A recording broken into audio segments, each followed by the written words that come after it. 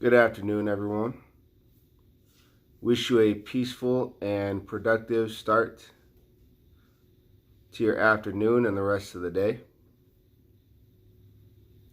Today, I just want to take the time and share on the value of being able to put yourself in someone else's shoes.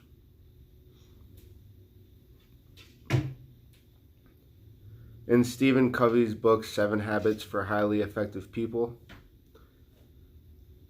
I'm almost 100% sure that the first habit is think first to understand and then to be understood.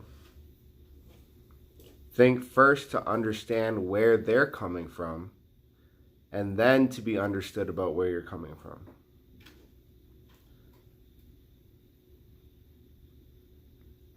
Wayne Dyer. Oh, I wish I remember who the poet was from back in the day. It's not Patanjali, it's something close to that though. The poet talked about the concept of being open to everything and attached to nothing.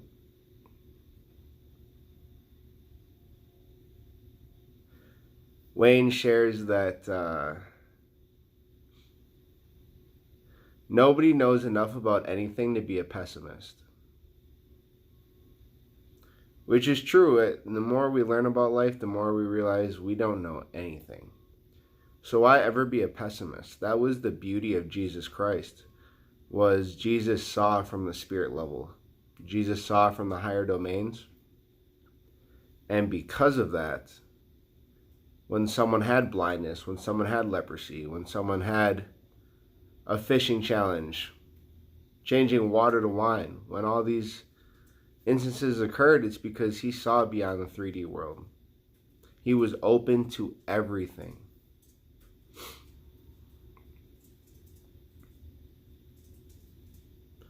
So that's a recommendation that I have for all of us to follow. Let's be open to everything. If someone shares something that you don't initially agree with, oh, that's an interesting idea. Tell me more. Before we choose to interject with our own opinions, tell me more. I want to learn more about what that person's point of view is so I can more deeply understand. That will also lead us to more cooperation if we choose to understand where someone else is coming from. And then when we fully understand where they're coming from, we'll see that the differences are so minute.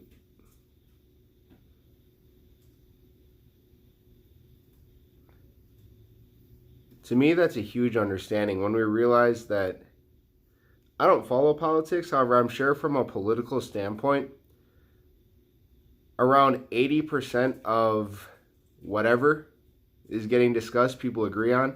And it's just that 20% or even less that there's a disagreement on. And it's like, well, why don't we just start with where we agree? Let's start with where we agree and then use the mastermind theory to figure out where we can go in between then.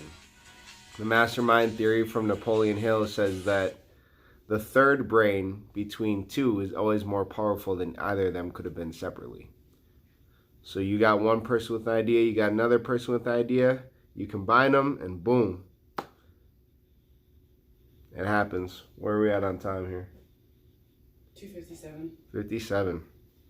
She's got to call at 3, so I got to tap out pretty quick today.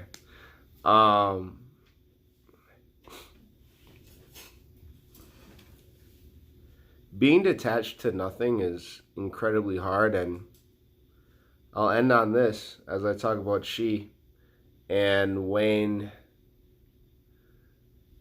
Wayne talks about being detached to nothing and how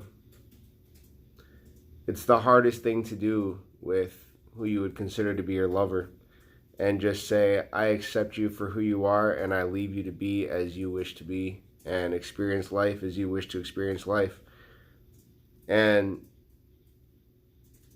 the moment we put boundaries on something, it's no longer free. Yet what does life do? Life is continually giving, and what does life ask? The one thing in return, it doesn't really ask in return. Life just needs to continue to expand and to grow. So my challenge today, be willing to share your message with people. Be willing to be your authentic self, your true self, share who you really are. And most importantly, get to know somebody else then. Get to know them first. Seek first to understand, then to be understood. Love you all. Wish everybody a beautiful, peaceful, calm, and joyous day. Catch you soon.